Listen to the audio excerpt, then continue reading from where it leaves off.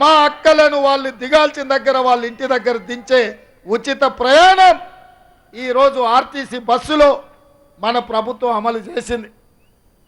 ఆనాడు పేదవాడు దవాఖానకు పోతే రోగంతో కాదు దవాఖాన ఇచ్చే బిల్లులు చూసి గుండెకి సచ్చే పరిస్థితి. కానీ డాక్టర్ వైఎస్ రాజశేఖర రెడ్డి గారు రాజీవ్ ఆరోగ్యశ్రీ పథకం ద్వారా పేదవాడికి కార్పొరేట్ వైద్యాన్ని అందించాలని యశోద అపోలో ఆసుపత్రిలో బెంచ్ కారులోనే కాదు గంజి దాగే పేదలకు కూడా వైద్యాన్ని అందించాలని ఆనాడు 2 లక్షల రూపాయలతోని 20 ఏళ్ల కింద ఉచితమైన వైద్యం అందించి పేదల ప్రాణాలు కాపాడింది సోనియమ్మ రాజ్యం, కాంగ్రెస్ ప్రభుత్వం. కానీ ఏం పొయ్యకాలం వచ్చిందో చంద్రశేఖరరావుకు. తెలంగాణ వచ్చినాక రాజీవ్ ఆరోగ్యశ్రీ పథకాన్ని నిర్వీర్యం చేసిండు, పేదల ఆరోగ్యాన్ని దెబ్బతీసిండు.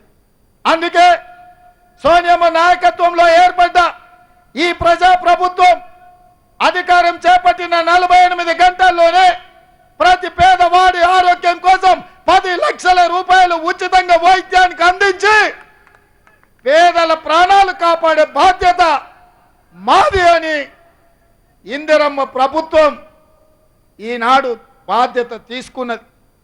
ఇదే కాదు, ఆడబిడ్డల కన్నీళ్లు తీర్వడానికి ఆనాడు దీపం పథకం ద్వారా గ్యాస్ పొయ్యి సిలిండర్ ఇచ్చి 400 రూపాయలకి ఆనాడు సిలిండర్ ఇచ్చింది సోనియమ్మ. కానీ కేంద్రంలో మోడీ, రాష్ట్రంలో కేడీ అధికారంలోకి వచ్చిన 10 ఏళ్లలో 400 ఉన్న సిలిండర్ 1200 చేసి మా ఆడబిడ్డల సొమ్ము దోసుకొని వాళ్ళ ఉసురు కొట్టుకొని ఇవాళ కేసీఆర్ పతనమైండు. సిలిండర్ పొయ్యి పోయి మళ్ళీ కట్టెల పొయ్యి వచ్చే కాలం వచ్చింది. అందుకే మా ఆడబిడ్డల్ని మా అక్కల్ని దృష్టిలో పెట్టుకొని సోనియమ్మ మాకు ఆదేశాలు ఇచ్చింది.